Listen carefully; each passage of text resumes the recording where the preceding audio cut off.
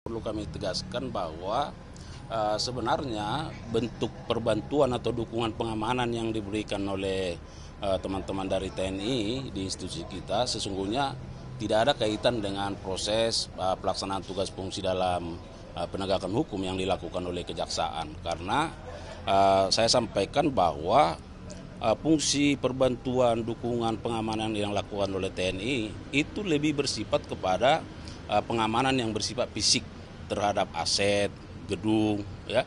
Nah, sedangkan terkait dengan pelaksanaan tugas fungsinya, tentu kami melakukan itu secara independen, ya.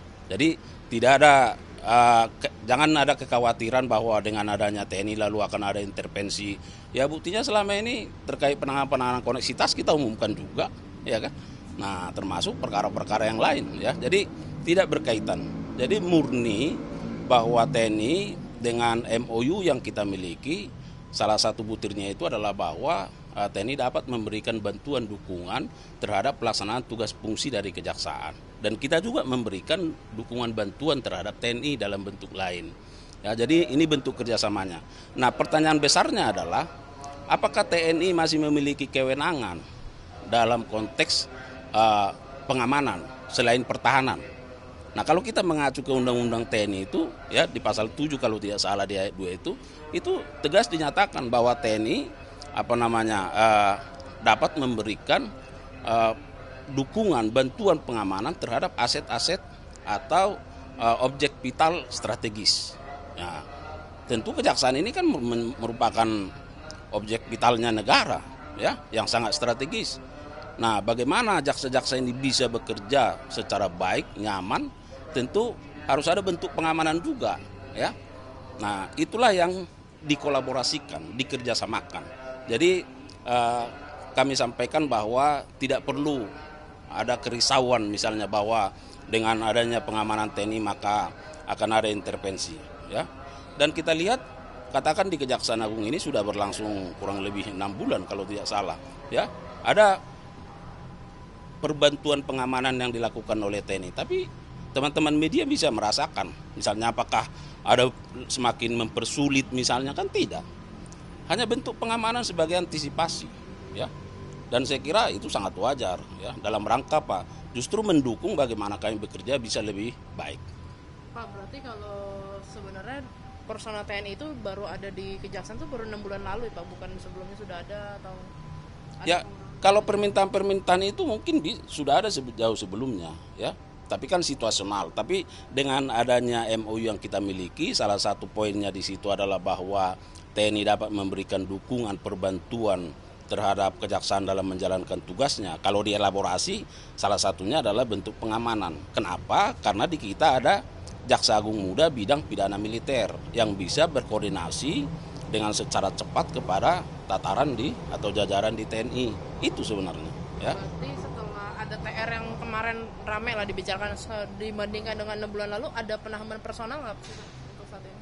Nah, itu yang akan dirumuskan, ya kan? Karena biasanya lebih bersifat situasional. Nah, mungkin ke depan ini bisa lebih permanen, ya. Nah, jadi itu yang sedang dirumuskan sesuai dengan kebutuhan, sesuai dengan anggaran seperti apa, ya. Kan mungkin saja tidak sama satu satker dengan satker yang lain, misalnya Kejati A dengan Kejati B, walaupun di telegram itu sudah disebutkan 30 orang, 10 orang, ya. Tapi nanti akan disesuaikan.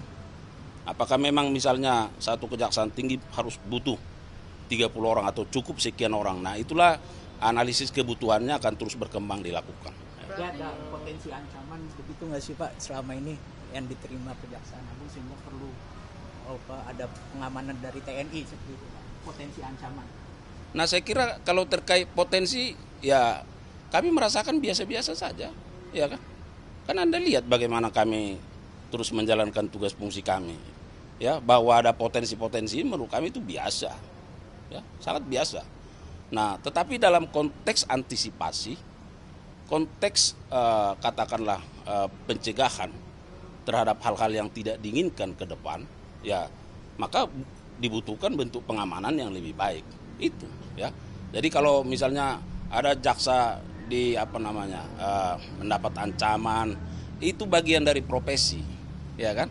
Dan kita lihat Nah, pengamanan kan di kantor dilakukan, sementara tugas jaksa kan mobile kemana-mana, itu ya. Berarti pengamanan MOU-nya itu sejauh ini baru di gedung fisiknya ya Pak? Mungkin atau kok mungkin diperpanjang, misalkan pengamanannya ketika kejaksaan mau menjemput tersangka, calon tersangka yang kita sebut, apakah ada pengamanan ke arah sana? Ya bisa saja, ya kan. Misalnya kita melakukan upaya-upaya penggeledahan, upaya-upaya penyitaan, ya, yang membutuhkan tenaga pengamanan. Nah, tapi kan TNI juga dalam memberikan itu kan secara terukur, ya. Kan tidak ujuk-ujuk misalnya mengamankan seperti suasana seperti apa gitu, kan tidak, ya. Ya dalam tugasnya hanya mempermudah bagaimana jaksa melakukan tugasnya. Jangan-jangan sampai dalam menjalankan tugas itu ada hal-hal yang tidak diinginkan, itu. Termasuk melekat ke para pejabat Pak untuk pengamanannya sendiri, atau itu masih dalam diskusi? Itu masih kita diskusikan, ya kan? Karena kalau kita lihat orangnya kan berapa? Kalau di daerah itu hanya 30 orang, ya kan? Ya untuk pejabat utamanya pun sudah habis, dia hampir separuh, ya kan? Nah, bagaimana pengamanan fisiknya lagi, ya? Nanti itulah juga yang menjadi bagian dari seperti apa yang akan dilakukan oleh pengamanan ini. Erin Tuah Damanik dan Mangapul sudah menyatakan tidak mau banding. Nah, dari kejaksaan gimana? Kan kalau dilihat 7 harinya ini tinggal 2 hari lagi, Pak. Nah, jadi begini, terkait 2 orang yang pertama, kalau kita lihat, ya, putusannya itu sudah lebih 2/3 dari tuntutan, ya, jaksa. Yang kedua, bahwa semua dalil-dalil yang diajukan oleh jaksa penuntut umum dalam rekusitornya itu juga diambil alih oleh majelis dalam pertimbangannya. Nah, biasanya, ya, apabila hal-hal ini sudah memenuhi, ya jaksa juga akan mempertimbangkan untuk bisa menerima sepanjang para terdakwa menerima putusan. Nah, itu. Nah, terkait yang kami juga belum menerima informasi apakah yang bersangkutan akan mengajukan upaya hukum banding. Jika yang bersangkutan melakukan upaya hukum banding, tentu penuntut umum juga akan melakukan upaya hukum. Jadi kalau Heri dan Mangapul ini dan 2 orang ini nggak banding, langsung dieksekusi ya, Pak? Nah, itu yang saya bilang tadi, kan waktunya masih ada masa pikir-pikirnya, ya. Tetapi dari fakta-fakta yang ada, bahwa putusan majelis hakim yang diputuskan kepada kedua orang, yaitu ED dan M, itu kan sudah lebih dari 2/3 tuntutan jaksa. Dan pertimbangan-pertimbangan, analisis yang dilakukan oleh penuntut umum dalam rekusitornya juga sudah diambil alih menjadi pertimbangan dari pengadilan. Nah, biasanya kalau hal-hal ini sudah memenuhi, nah jika terdakwa tidak mengajukan banding, biasanya penuntut umum juga tidak banding. Tapi kan masih ada waktu pikirnya, nanti kita lihat. Beberapa Heriwan juga Pak mengajukan banding Pak, ya aku udah mengkonfirmasi itu Pak. Ya, tapi kan konfirmasi kan baru lisan ke media, ke kita kan harus ada suratnya, ya kan? Nah, itu yang saya sebutkan tadi, kalau yang bersangkutan mengajukan upaya hukum banding, tentu kita banding, ya. Tapi nggak tahu tadi udah ditanyain belum soal pengamanan itu. Awalnya Pak, kan kerjasama ini kan kalau nggak salah baru ada surat itu dari Panglima atau dari Kasar kan beberapa pekan lalu ya Pak. Trigger awal mulanya apa sih Pak? Kemudian kerjasama pengamanan ini diperkuat. Apakah ada isu penguntitan lagi gitu? Enggak ada. Isu-isu lain nggak ada. Kalian lihat aja di sini, ya kan? Kapus Pen kemana-mana warawiri di sini, ya kan? Nah, di luar juga kita warawiri, nggak ada masalah. Itu yang saya sebutkan tadi, bahwa ada MOU antara Kejaksaan Agung dengan TNI. Nah, kalau nggak salah dari 8 poin itu, salah satu butirnya itu adalah terkait dengan TNI dapat memberikan dukungan perbantuan terhadap pelaksanaan tugas fungsi kejaksaan. Ya, salah satunya adalah dari sisi keamanan itu loh, pengamanan. Itulah yang diwujudkan dalam telegram kemarin, ya. Nah, jadi Jampit Mil tentu berkoordinasi, ya, Pak, tapi kalau soal pengamanan kan biasanya diasosiasikan dengan Polri ya Pak. Apakah di Kejagung itu kenapa bukan Polri yang menjaga? Apakah nggak ada MOU-nya atau pertimbangannya apa sih Pak? Itu yang saya sebutkan tadi, bahwa pertanyaan besarnya apakah TNI masih memiliki kewenangan untuk melakukan pengamanan? Ya, di Undang-Undang TNI ya yang 2004. Nah, ini kan masih sekarang baru kan. Nah, di pasal 7 itu ayat 2 coba dibaca. Ya, bahwa TNI dapat melakukan pengamanan terhadap objek-objek vital yang bersifat strategis. Itu. Nah, kemudian di kami ada Jaksa Agung Muda bidang pidana militer. Ya tentu dalam menjalankan tugas fungsinya ya berkoordinasi dengan TNI, diwujudkan dalam bentuk MOU. Salah satu poinnya adalah itu tadi pengamanan. Tapi kan pengamanan fisik, bukan prosesnya. Karena proses penegakan hukum kita independen di sini, nggak ada ya. Itu. Yang soal munduran dulu, soal premanisme mungkin. Iya. Upayanya ya Pak Kapus, soal premanisme ini kan sudah ada arahan dari Presiden Prabowo seperti itu, dan dari Kejaksaan ini upaya-upaya lebih lanjutnya, tindak lanjutnya seperti apa sih sejauh ini? Nah baik, jadi terkait dengan upaya-upaya pemberantasan premanisme, kami sudah sampaikan bahwa tentu kami siap ya sebagai pembantu Presiden ya memberikan hal terbaik dalam rangka bagaimana mengatasi ya kondisi-kondisi premanisme yang ada.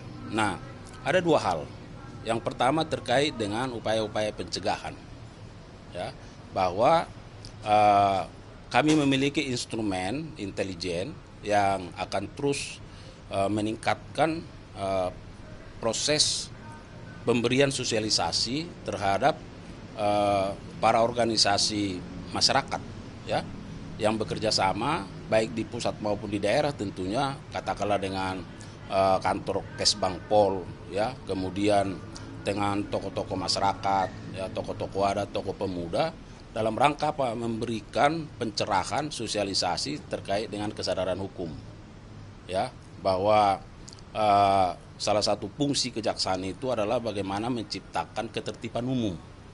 Nah tentu nanti fungsi-fungsi instrumen dari intelijen ini yang akan bekerja, dan ini sebenarnya sudah kami lakukan ya, tetapi akan lebih diintensifkan dalam rangka bagaimana masyarakat lebih mengenal hukum dan menjauhi hukuman ya.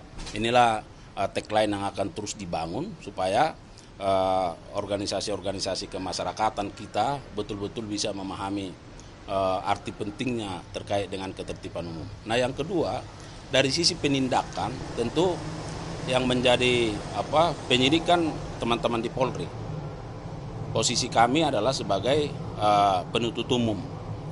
Nah dalam kaitan ini kita juga sedang membuat katakanlah satu surat ya yang akan kita tujukan ke daerah dari pimpinan terkait dengan bagaimana intensivitas dari pelaksanaan tugas intelijen dalam rangka melakukan sosialisasi dan juga fungsi penuntut umum dalam rangka bagaimana sebagai penuntut umum supaya lebih tegas ya terhadap perkara-perkara yang terkait dengan tindakan kekerasan yang dilakukan oleh katakanlah tanda petik premanisme ya, sehingga kita akan komit terhadap penegakan hukumnya yang itu dilakukan oleh fungsi-fungsi dari jajaran Jampidum. Nanti kok jatuhnya cuma Pidum doang atau bakal ke Pitsus juga? Kan terbilang premanisme ini kadang di backing sama pejabat-pejabat tertentu, dia nyetor-nyetor, kan itu masuk penyelewengan ini kan kuasa Pak yang masuk dalam titik itu. Nah, kan harus dibedakan, kan harus dikembalikan ke unsur-unsur apa sih yang dimaksud dengan tindak pidana korupsi, ya kan? Nah, jadi tidak semua katakanlah seperti yang disampaikan tadi itu menjadi bagian dari tindak pidana korupsi, ya kan? Nah, itu akan nanti dipelajari secara situasional seperti apa kasusnya di lapangan, ya. Nah, kalau penyelenggara negara melakukan tindak pidana koruptif menguntungkan orang lain atau korporasi atau diri sendiri merugikan keuangan negara, ya itu masuk unsur dari tindak pidana korupsi. Tetapi apakah pertanyaan tadi memenuhi unsur-unsur dalam pasal tipikor, nah itu kan harus perlu ada kajian. Nah tetapi yang kami sampaikan bahwa tindakan-tindakan premanisme ini kan mencederai rasa ketertiban, kenyamanan masyarakat. Nah ini yang harus perlu diantisipasi. Diantisipasi melalui apa? Proses sosialisasi yang lebih intensif, lebih masif dilakukan supaya organisasi masyarakat ini memahami tentang pentingnya ketertiban umum. Nah, sedangkan fungsi-fungsi penegakan hukum dalam hal ini tentu jajaran Jampidum, karena ini merupakan bagian dari street crime atau general crime, ya, atau tindak pidana umum, maka fungsi-fungsi kami di sini akan lebih intens, lebih tegas dalam rangka menegakkan hukum terkait dengan tindak pidana atau kejahatan yang bersifat premanisme, kategori premanisme, ya. Kasus korupsi di Sintex gimana artinya? Apakah sudah ada tersangka yang ditetapkan? Kan minggu lalu juga Kejagung memeriksa salah satu akuntan di. Iya, terkait dengan itu masih berproses, ya. Saya kira kita harus bersabar menunggu karena penyidik juga secara intens, ya, melakukan upaya-upaya mengumpulkan bukti-bukti, ya.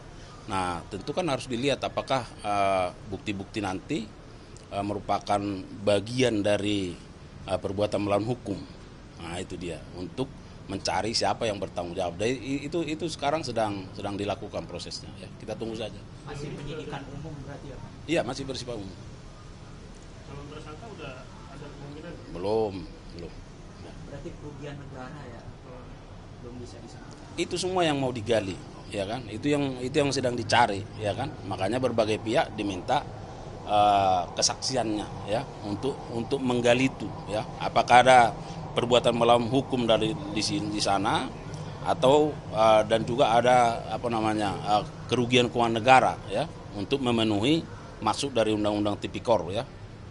Kasus suap vonis lepas CPO, sejauh ini publik masih mempertanyakan kok bisa aliran dananya nggak mengacu kepada orang-orang yang punya modal, karena sejauh ini tersangkanya adalah cuma penyedia jasa. Nah, apakah Kejaksaan Agung masih percaya mereka ini adalah orang yang bisa mengeluarkan uang untuk menyuap?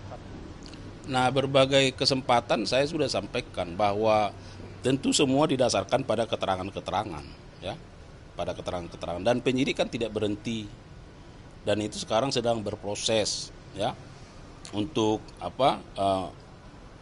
melihat, mendalami apakah ada peran pihak lain di sana, apakah ada peran dari korporasi misalnya, ya, apakah ada peran pihak-pihak yang lain. Nah, dari keterangan yang disampaikan, ya, katakanlah AR, MSY, ya, MSY itu menyatakan bahwa sumber dananya kan dari yang bersangkutan. Nah, tetapi kita kan nggak berhenti juga.